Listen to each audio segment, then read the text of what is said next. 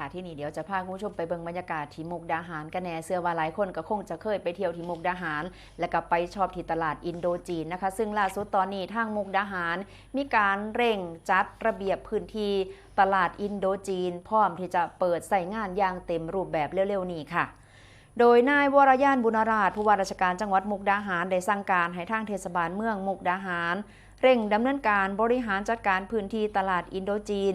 โดยเฉพาะการจัดระเบียบผู้ประกอบการบริเวณริมถนน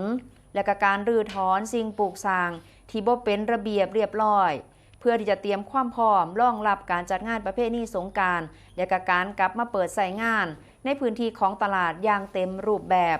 จากการลงพื้นที่ตรวจสอบของคณะกรรมการพิจารณาเร่งรัดการดำเนินโครงการก็พบว่าการรื้อถอนร้านค้าบริเวณริมถนนดำเนินไปแล้วบางส่วนในขณะที่บางส่วนก็ยังอยู่ระหว่างการดำเนินการให้แล้วเสร็จภายในระยะเวลาที่กำหนดจังหวัดมุกดาหารได้มีการกำชับให้หน่วยงานที่เกี่ยวข้องเร่งรัดการดำเนินงานให้เป็นไปตามแบบแผนพร้อมทั้งอำนวยความสะดวกแก่ผู้ประกอบการเพื่อให้การย้ายและการจัดระเบียบเป็นไปด้วยความเรียบร้อยการดำเนินการดังกล่าวก็ถือเป็นอีกขั้นหนึ่งสำคัญในการที่จะปลดล็อกตลาดอินโดจีนหลังการปรับปรุงโครงสร้างที่ดำเนินมาอย่างต่อเนื่องโดยทุกภาคส่วนก็คาดว่าจะแล้วเสร็จให้ตลาดอินโดจีนกลับมาเป็นศูนย์กลางเรื่องของการค้าการขายชายแดนและก็แหล่งท่องเที่ยวที่สำคัญของจังหวัดมุกดาหารอีกเทื่อนึงนั่นเองค่ะ